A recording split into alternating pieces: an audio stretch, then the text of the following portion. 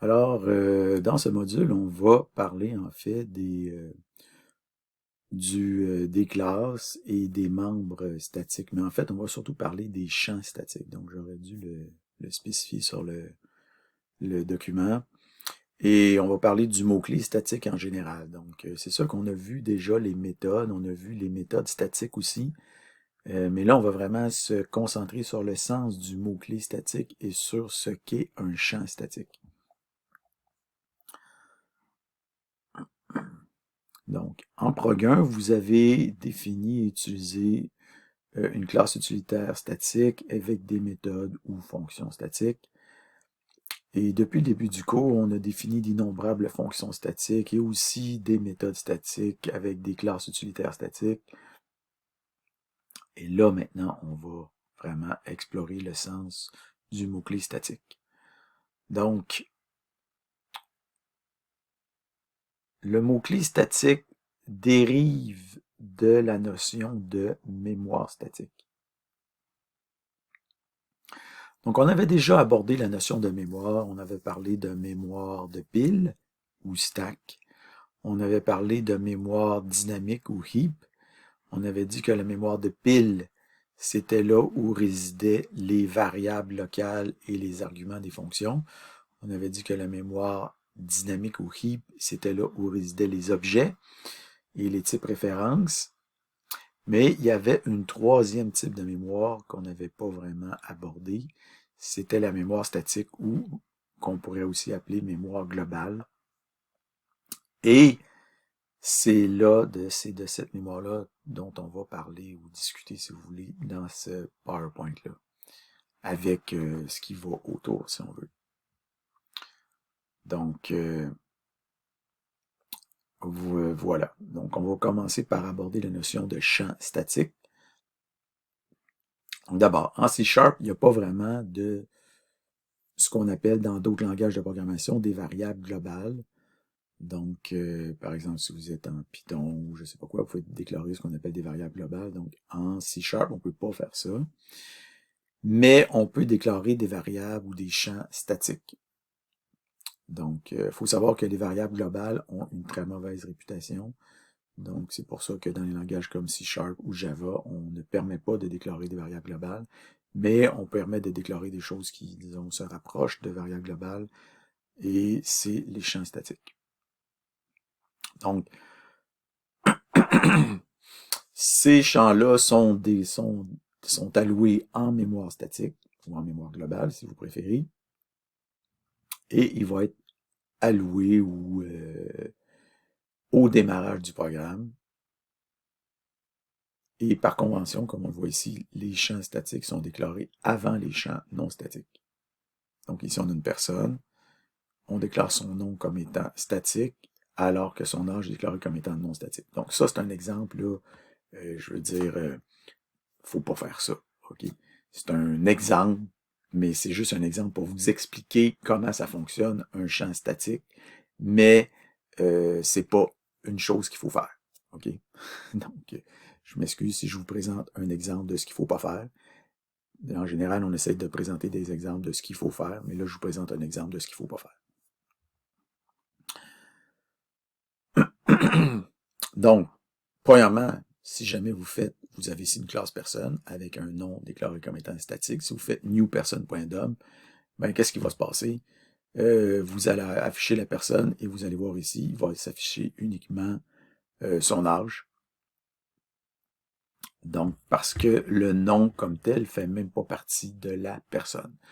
Donc, une chose qu'il faut savoir, c'est que la personne, l'instance personne, elle va résider dans la mémoire heap, ok, parce que c'est une référence, c'est un objet, il réside dans la mémoire heap, alors que le statique ici, non, lui réside dans la mémoire globale ou statique, comme on voit ici.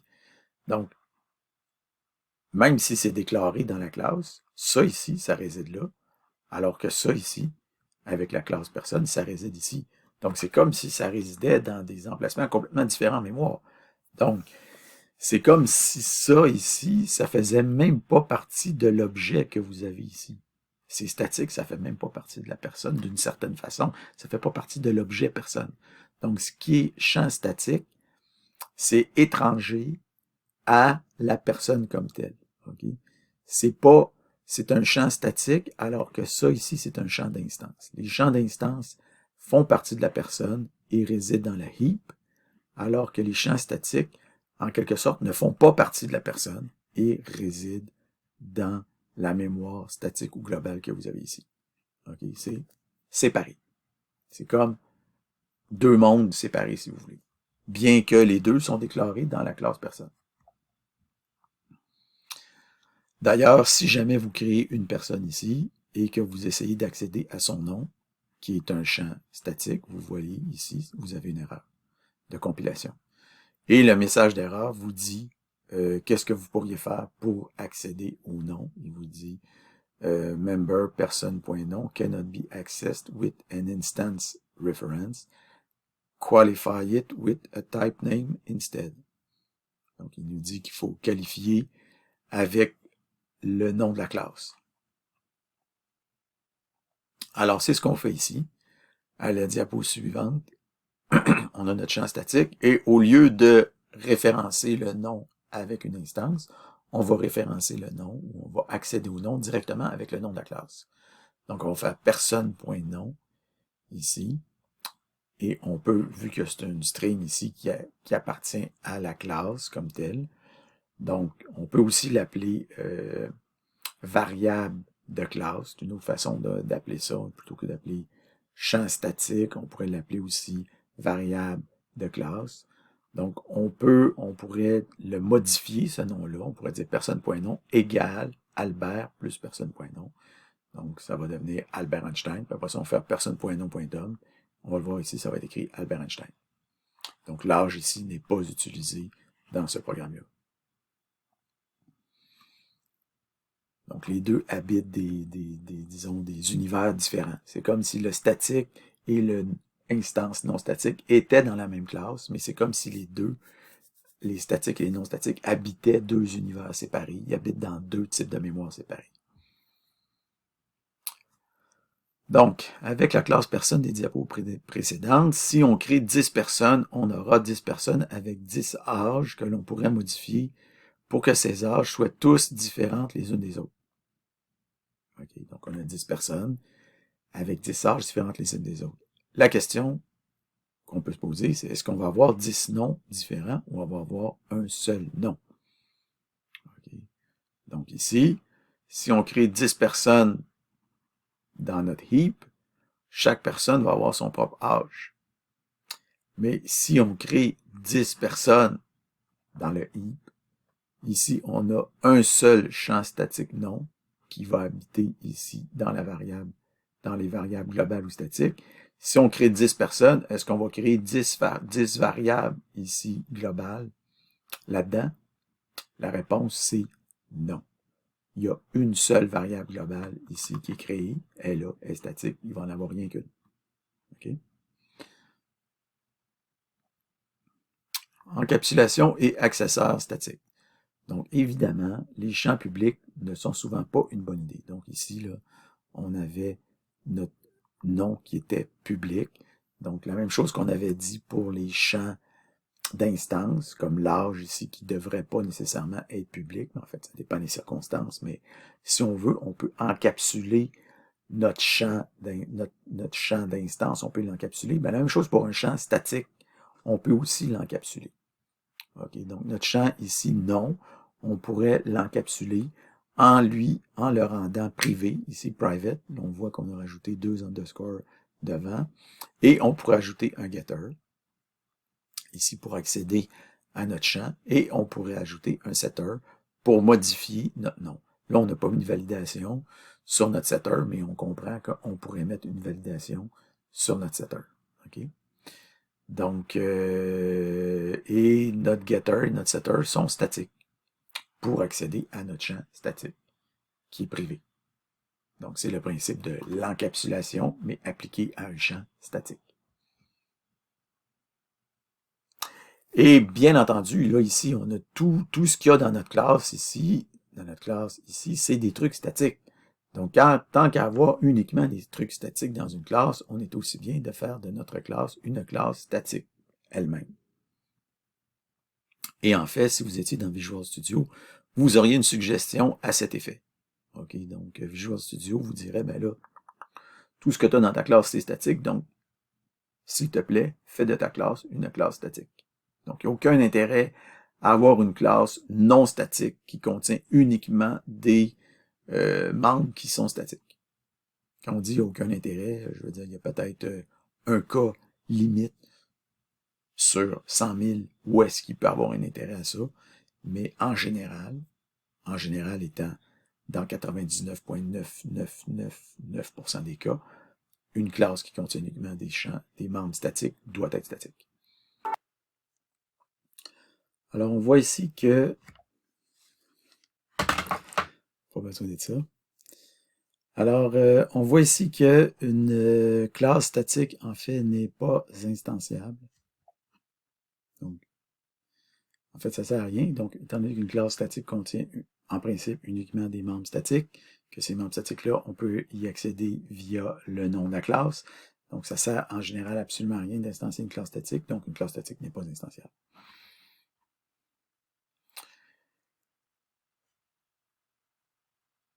Alors aussi, une classe statique ne peut contenir que des membres statiques. Donc, à partir du moment que vous déclarez une classe comme étant statique, on ne peut pas déclarer des membres à l'intérieur qui ne sont pas statiques.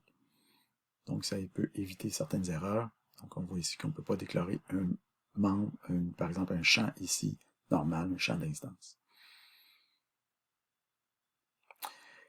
Dans une classe statique, on peut aussi déclarer ce qu'on appelle un constructeur statique. Donc, on a ici un exemple de constructeur statique. Donc, le constructeur statique, évidemment, est statique, porte le même nom que la classe et n'a aucun paramètre ou aucun argument. Et à quoi sert en général un constructeur statique? Mais un constructeur statique sert à initialiser, en général, sert à initialiser les champs statiques de la classe. Donc, le constructeur statique va être invoqué, en fait, dès que il y a une méthode ou un champ qui est accédé dans la classe. Le constructeur statique va être invoqué et il va être invoqué une seule et unique fois.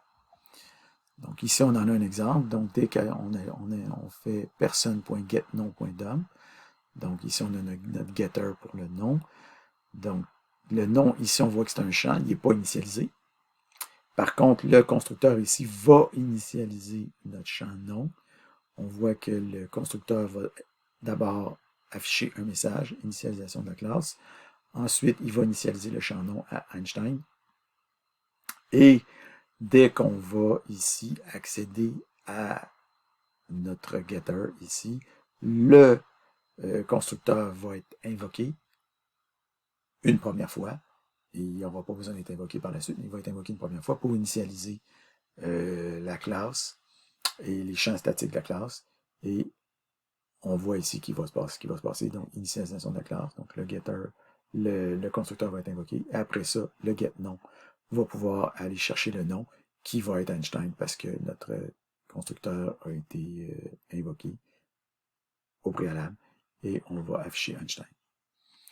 Donc, est-ce qu'on rencontre souvent des constructeurs statiques, autant des constructeurs statiques que des constructeurs d'instances en C#? La réponse, c'est évident, c'est non. Je veux dire, les constructeurs statiques, on rencontre ça, peut-être un constructeur statique pour 100 constructeurs normaux. Donc, on ne rencontre pas ça si souvent que ça, mais c'est pour vous montrer que ça existe. OK? Donc, mais c'est pas, on ne rencontre pas ça à tout coin de rue. Là. OK? Mais ça existe. Et on en voit ici un exemple. Une autre chose qu'il faut savoir, c'est que les fonctions statiques, on en avait un peu parlé dans un document précédent, mais les fonctions statiques n'ont pas accès aux membres non statiques. Donc, c'est comme si les fonctions statiques habitaient dans un univers parallèle et ils n'ont pas accès aux membres non statiques qui sont définis dans votre classe. Par contre, les membres non statiques, eux, ont accès aux membres statiques qui sont définis dans votre classe. Donc ici, on en a un exemple. On a notre classe personne. On a ici un champ qui est statique. Et on a un getter, propriété, et un setter qui vont accéder au champ statique. Non. Donc ça peut être, des fois, ça peut être une bonne chose de faire quelque chose comme ça. Mais en général, c'est peut-être pas une bonne idée.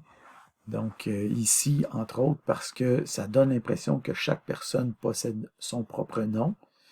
Donc on voit ici qu'on a une personne, on crée une nouvelle personne qui s'appelle Einstein. Après ça, on modifie son nom pour Vadar et on le dump. On voit que la personne maintenant s'appelle Vadar. Donc ça a l'air d'une classe normale, une personne avec un nom, puis on change son nom, puis tout a l'air de fonctionner normalement. Sauf que le problème, c'est que notre champ ici, il est statique. Donc, ça veut dire que toutes les personnes, en réalité, partagent un même et unique champ, si vous voulez. Donc, c'est pas chaque personne qui a son propre champ. Toutes les personnes partagent un même et unique champ qui est statique. Donc, ça va faire en sorte que, par exemple, si on crée un array de personnes, ici, new, donc on a 4 personnes, et on fait Tom, ben, toutes ces personnes-là s'appellent toutes Einstein. Okay, donc, personne ici s'appelle toutes Einstein. Et après ça, si on fait personne, puis aussi on fait random.share.next4. Donc, on va chercher n'importe quelle de ces personnes-là aléatoirement. Donc, une personne parmi 4.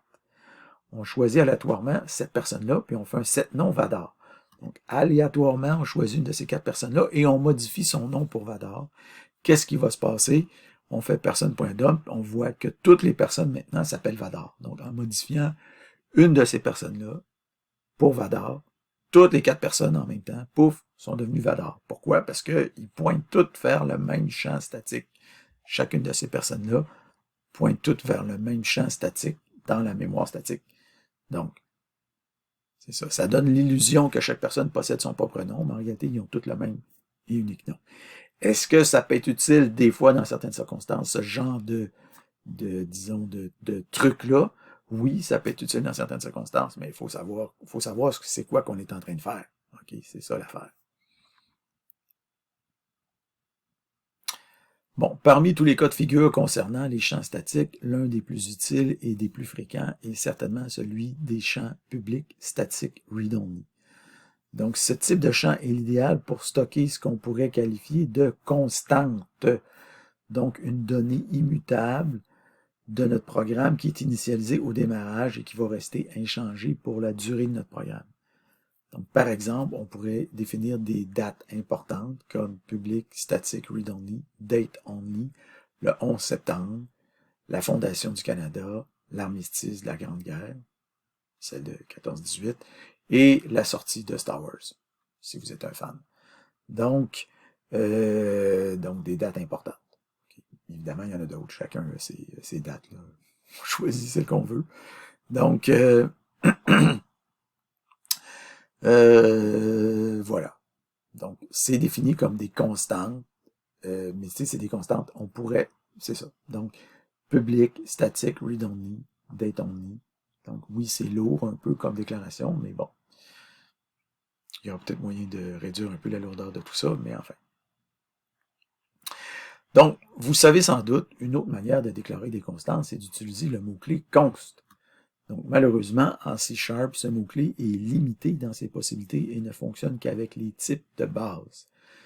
Donc, si, évidemment, vous avez la possibilité d'utiliser le mot-clé const au lieu d'utiliser static read-only, vous devriez utiliser le mot-clé const.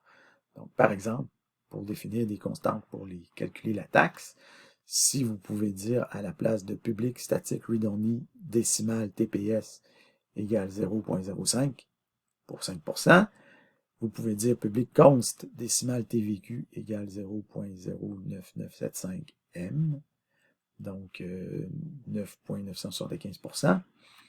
Donc, vous êtes mieux de définir const que static read-only. Pourquoi? Parce que static read-only décimal, c'est une donnée qui est effectivement allouée dans la mémoire de l'ordinateur, alors que le const est carrément pas alloué dans la mémoire d'ordinateur. C'est uniquement utilisé par le compilateur et ce n'est jamais alloué dans la mémoire d'ordinateur, donc ça donne des programmes plus efficaces. Okay? Donc, si vous pouvez utiliser const, c'est mieux que d'utiliser static read-only. Mais des fois, pour certains types de données, pour la majorité des types de données, c'est pas des types de base, donc vous êtes obligé d'utiliser static read-only. Un autre cas de figure intéressant pour les champs static read-only, c'est celui des instances préfabriquées. Donc, par exemple, supposons qu'on se définit une classe Jedi. Bon, les Jedi, on simplifie un peu les choses, donc ils possèdent juste un nom. Donc, on n'ajoute pas d'autres champs. Donc, ils possèdent un nom et un constructeur, simplifié encore une fois, et on se définit des instances préfabriquées. Donc, on a un Jedi Yoda et on a un Jedi Luke. Et on prédéfinit nos instances, donc on dit New Yoda et New Luke. Donc, on a deux Jedi prédéfinis, Yoda et Luke. Et après ça, on peut carrément utiliser nos instances prédéfinies en disant Jedi.Yoda et Jedi.Luke. Donc, c'est comme une espèce de type énuméré, mais un type énuméré boosté aux hormones parce que c'est pas juste des énums, c'est carrément des objets prédéfinis. Okay? Donc, Jedi.Yoda, Jedi.Luke, après ça, on peut avoir Jedi.Vadar, Vadar, en tout cas, Jedi. Mais vous voyez, vous comprenez le principe. OK? Donc, Jedi.Obi-Wan, etc. Donc, c'est ça. C'est des instances préfabriquées qu'on peut définir dans la classe avec des publics static read-only. Donc, très utile. Il va y avoir des exercices là-dessus. Ensuite de ça, on peut avoir des constructeurs privés. Donc, quand on rajoute, si jamais, ici, on a un constructeur qui est public, le constructeur public fait en sorte que si on veut, on peut, non seulement on a des instances préfabriquées, mais on peut aussi construire d'autres instances à l'extérieur de la classe. On peut construire des nouvelles instances. Mais, si on rend le constructeur privé ici, ça fait en sorte qu'on ne peut plus construire des nouvelles instances à l'extérieur de la classe. Donc, on peut préfabriquer des instances dans la classe et on empêche la fabrication de nouvelles instances à l'extérieur de la classe. Donc, l'utilisateur dans notre classe est obligé de se limiter aux instances préfabriquées qu'on a définies dans notre classe. Des fois, c'est utile de fonctionner comme ça. Vous dites, ben oui, voici ma classe et voici mes instances préfabriquées que tu dois utiliser. Tu n'as pas le droit de créer de nouvelles instances en sus de celles que moi je mets à ta disposition. Des fois, c'est des cas de figure intéressants. Et pour pousser encore plus loin la chose, on a ce qu'on appelle un singleton. Donc, un singleton, c'est quoi? Un singleton, c'est une classe pour laquelle il n'existe qu'une seule instance préfabriquée. Et donc, le constructeur est privé et il n'y a qu'une seule instance préfabriquée. Ça s'appelle un singleton. Donc, ça, c'est un patron de conception. Si on veut, que vous verrez en PA4, mais bon, vous voyez, ça, c'est pas bien compliqué. Il y a moyen de complexifier un petit peu les affaires, il y a des petites variantes, mais c'est ça. Donc, c'est, voilà. Donc, en résumé, un champ statique ou une variable de classe, okay, c'est alloué dans la mémoire statique du programme, c'est pas rattaché aux instances de la classe, c'est accessible à l'extérieur de la classe en le qualifiant ou en le préfixant avec le nom de la classe. Il peut être public ou privé. S'il est privé, évidemment, il n'est pas accessible à l'extérieur de la classe. Il peut être read-only, ce qui lui confère alors un caractère de constante. Il devrait être encapsulé comme n'importe quel autre champ si le besoin s'en fait sentir. Une classe statique n'est pas instanciable et ne peut contenir que des membres statiques. Une classe qui ne contient que des membres statiques devrait être statique. Une fonction statique ou une méthode de classe peut uniquement accéder aux autres membres statiques de la classe, c'est-à-dire les autres fonctions statiques, les champs statiques, etc. Une méthode non statique ou une méthode d'instance peut accéder à n'importe quel autre membre de la classe, statique ou pas. Les champs statiques read-only servent à déclarer des constantes, mais si vous pouvez utiliser const à la place, c'est préférable. Ils servent aussi à préfabriquer ou à prédéclarer des instances. Dans ce cas-là, si jamais vous utilisez un constructeur privé, vous allez empêcher la fabrication, c'est-à-dire extérieure, de nouvelles instances. Et si jamais votre constructeur est privé et que vous avez une seule instance, vous vous retrouvez dans le cas de ce qu'on appelle un singleton. Voilà, c'est fini.